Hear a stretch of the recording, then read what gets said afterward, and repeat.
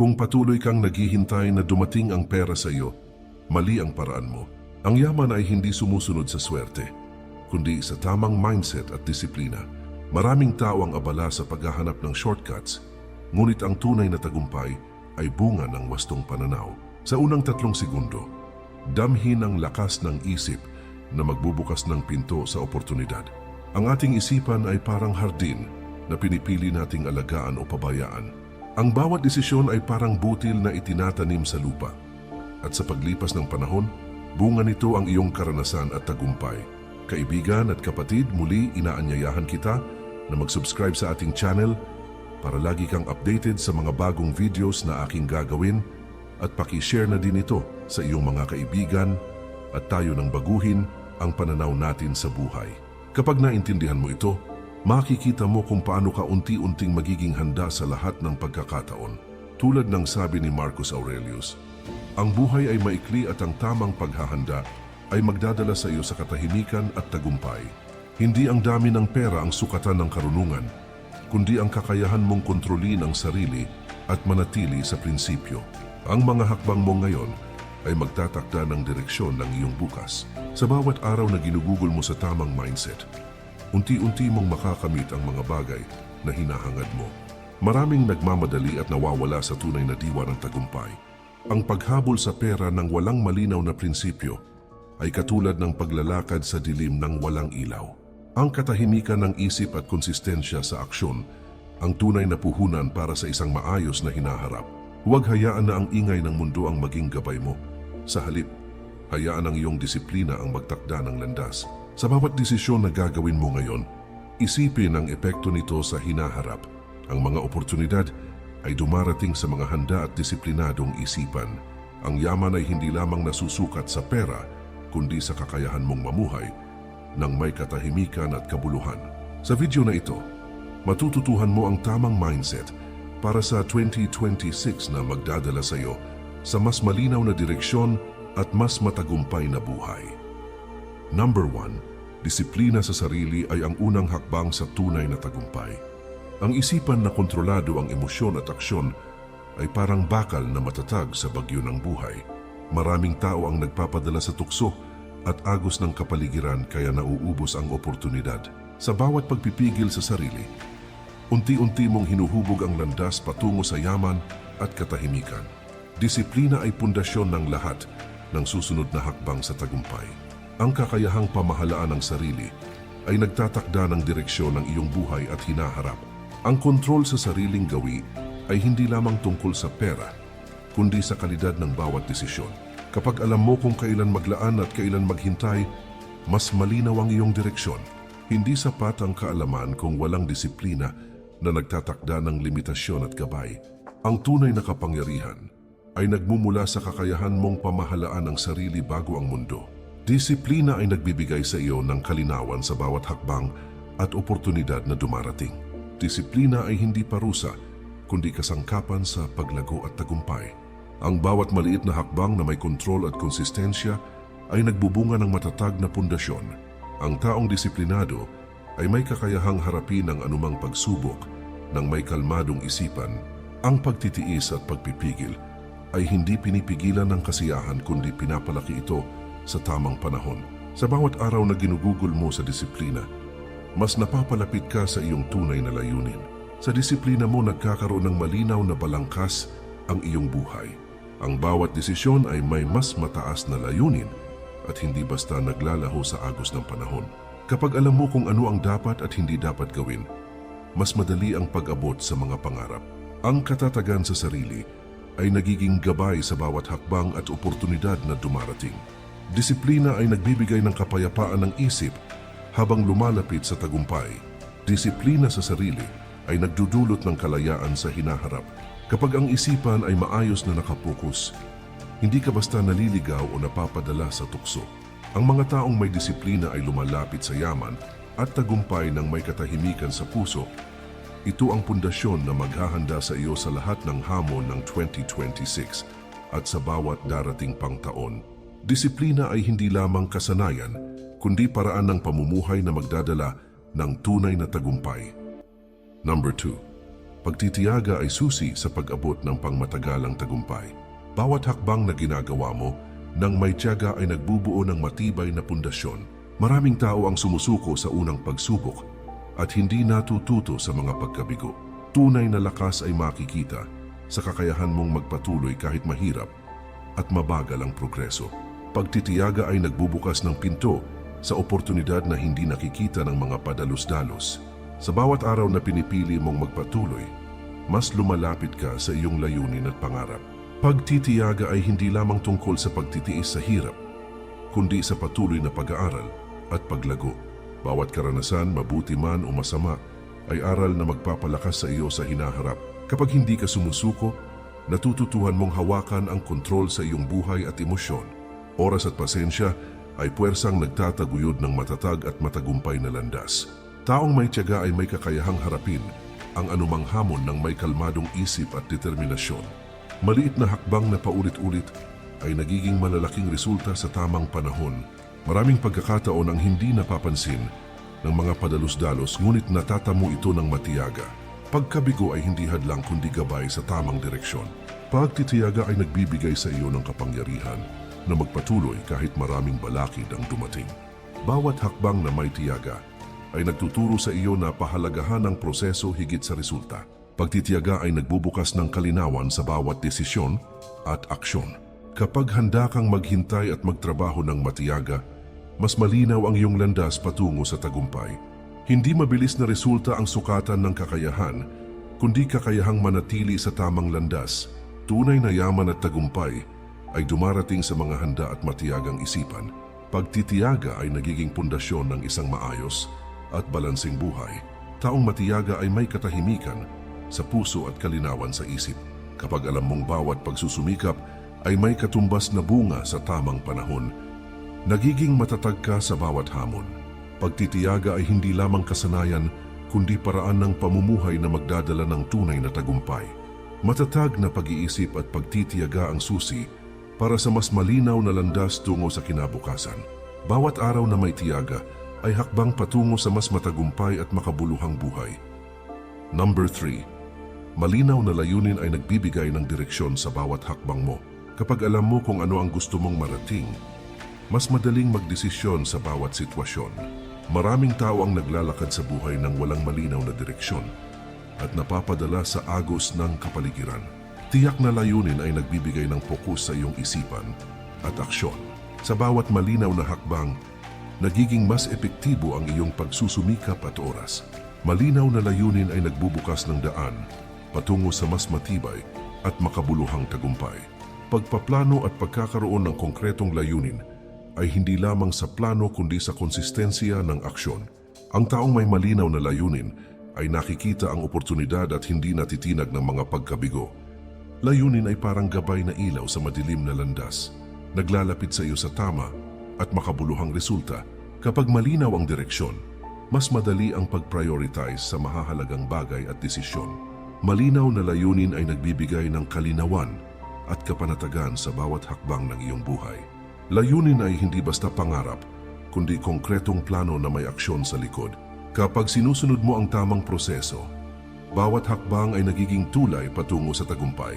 Hindi lahat ng tao ay may kakayahang manatili sa landas, ngunit ang may malinaw na layunin ay nagtatagumpay.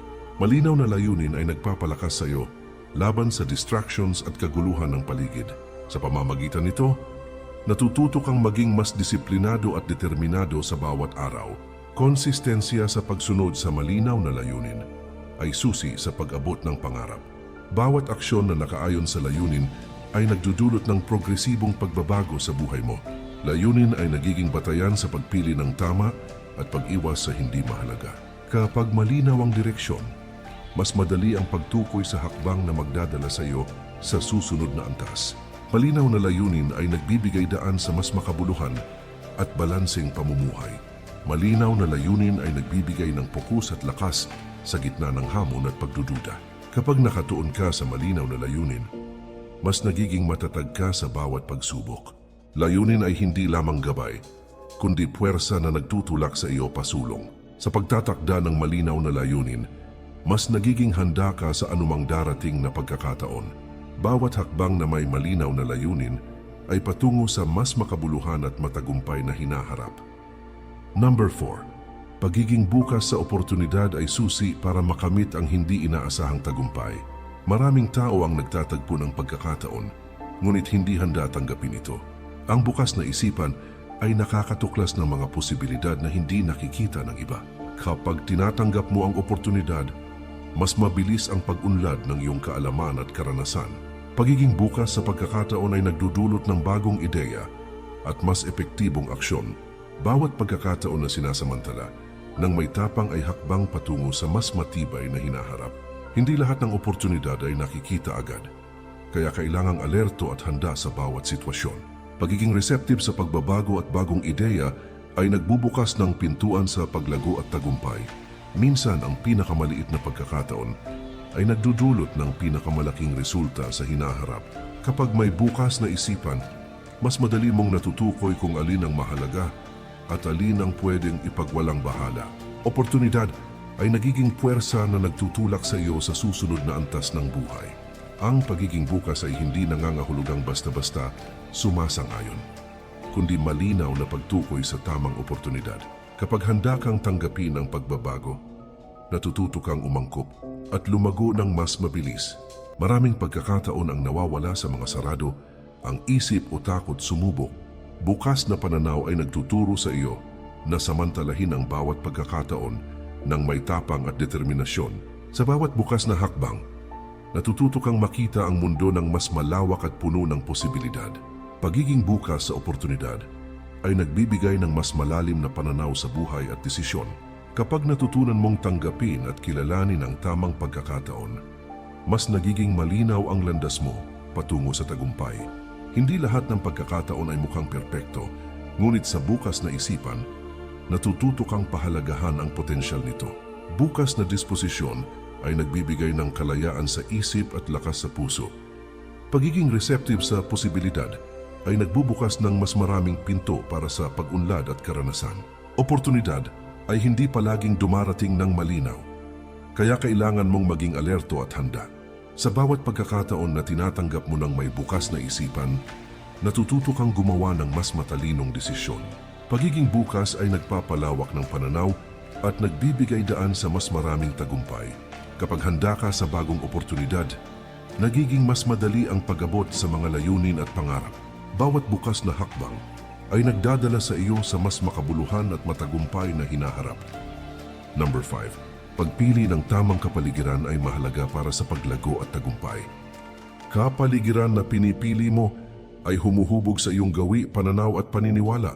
Maraming tao ang napapadala sa negatibong impluensya ng paligid at nawawala sa tamang landas. Kapag napiling mabuti ang kapaligiran, mas madali ang pagtutok sa layunin, disiplina at personal na pag-unlad. Tamang kapaligiran ay nagbibigay ng suporta, inspirasyon at lakas ng loob sa bawat hakbang ng buhay.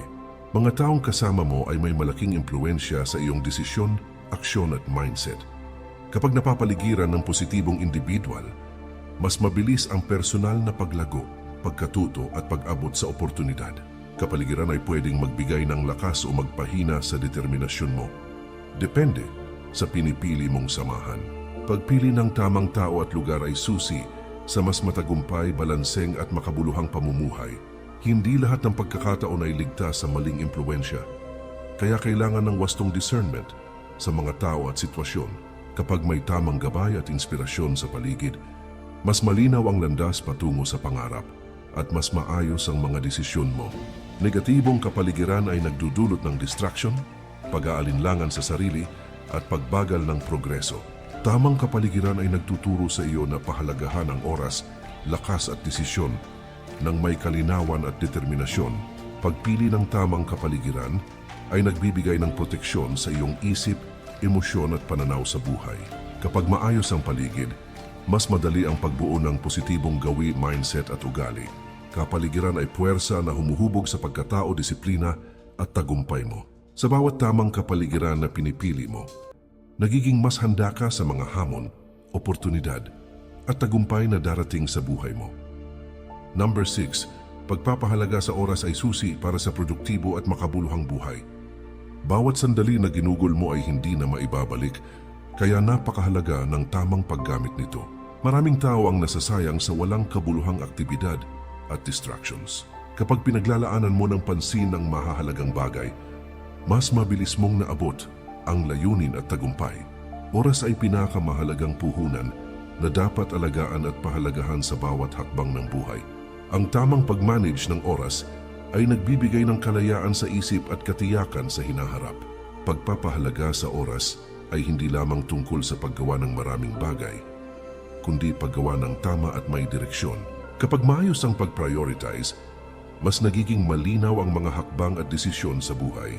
Oras na ginugol sa tamang gawain ay nagbubunga ng personal na paglago at mas matibay na resulta. Madalas mga sandali na itinuturing na maliit ay nagiging pundasyon ng malalaking tagumpay sa hinaharap. Sa wastong pagpapahalaga sa oras, natututo kang maging disiplinado at mas responsable sa sarili.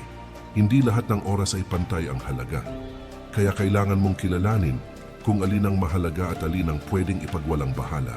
Kapag natutunan mong pahalagahan ang oras, mas nagiging epektibo ang bawat aksyon at hakbang mo. Pagpapahalaga sa oras ay nagbibigay daan sa balansing buhay at mas malinaw na landas patungo sa tagumpay. Oras na hindi na ibabalik ay paalala na bawat sandali ay dapat gamitin ng may konsentrasyon at intensyon. Ang paggalang sa oras ay nagtuturo rin ng respeto sa sarili at sa mga tao sa paligid mo.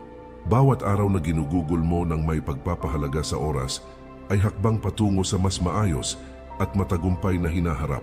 Kapag pinili mong maging disiplinado sa oras, mas nagiging handa ka sa mga darating na oportunidad at hamon.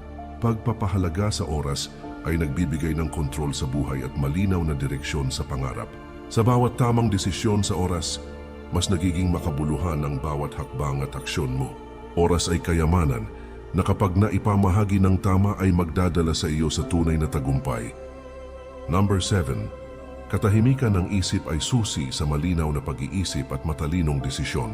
Kapag maayos at tahimik ang isip, mas malinaw mong nakikita ang mga oportunidad at panganib sa paligid. Maraming tao ang naguguluhan at napapadala sa emosyon dahil hindi nila pinapahalagahan ang katahimikan. Tahimik na isipan ay nagbibigay ng kontrol sa sarili at kakayahang harapin ang hamon ng buhay ng may kalmadong pananaw. Sa katahimikan ng isip, natututo kang pahalagahan ang bawat hakbang at desisyon. Ito ay pundasyon ng disiplina, pagtitiyaga at malinaw na layunin sa buhay. Katahimikan ay hindi nangangahulugang kawalan ng aksyon kundi malinaw na focus sa mga mahalaga. Kapag natutunan mong i-manage ang ingay sa loob at labas ng sarili, mas nagiging epektibo ang bawat aksyon mo. Isip na tahimik ay nagbibigay daan sa tamang pagsusuri ng bawat pagkakataon. Maraming problema ang nagmumula sa magulong pag-iisip at hindi maayos na emosyon. Sa katahimikan ng isip, natututo kang gumawa ng desisyon ng may kalinawan at katiyakan. Kapag pinipili mong mapanatili ang katahimikan, mas nagiging matatag ka sa bawat pagsubok at hamon. Tahimik na isip ay nagbibigay ng kapayapaan sa puso at lakas sa katawan. Hindi lahat ng tao ay may kakayahang panatilihin ang katahimikan sa gitna ng gulo at kaguluhan. Katahimikan ng isip ay nagbibigay ng malinaw na landas patungo sa personal na tagumpay at paglago. Kapag kontrolado mo ang sarili sa pamamagitan ng katahimikan, mas nagiging handa ka sa anumang darating na pagkakataon. Tahimik na isip ay pundasyon ng malinaw na layunin at tamang disiplina sa bawat hakbang. Kapag may katahimikan, mas natututo kang pahalagahan ang proseso kaysa sa agarang resulta. Maraming oportunidad ang nakakaligtaan ng mga padalos-dalos at magulong isipan. Katahimikan ay nagbibigay ng kalinawan sa pag-prioritize ng mahahalagang bagay sa buhay. Sa bawat araw na pinananatili ang katahimikan ng isip, mas nagiging makabuluhan at epektibo ang bawat hakbang. Katahimikan ng isip ay nagbibigay ng inner strength na hindi matitinag ng gulo o distraction. Kapag may tahimik na isipan, mas nagiging maayos ang relasyon mo sa sarili at sa iba. Ito rin ay susi para sa mas malinaw at balansing pagdedesisyon sa hinaharap. Katahimikan ng isip ay nagiging gabay para sa mas makabuluhan at matagumpay na buhay. Sa pagpapanatili ng katahimikan, natututo kang maglakad sa mundo ng may determinasyon at kalmadong pananaw. Bawat isa sa mga prinsipyo ay parang ilaw na gumagabay sa iyo sa dilim, nagtuturo kung paano kumilos ng may kalmadong isip at determinasyon. Kapag pinagsama ang mga ito, nagkakaroon ka ng pundasyon na hindi matitinag ng mga hamon at pagbabago ng buhay.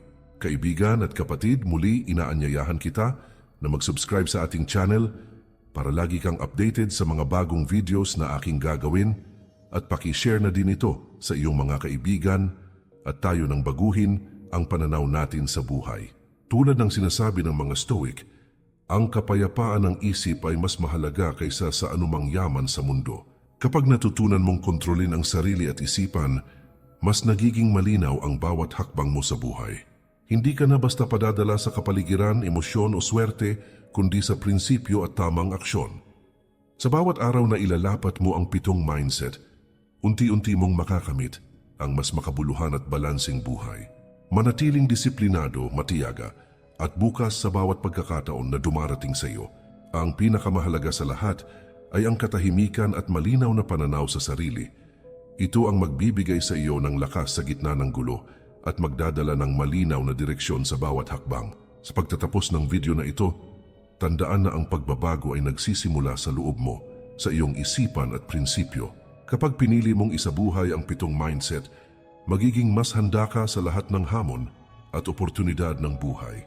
Maraming salamat po, mag-ingat po tayo palagi at kay Lord palagi ang papuri.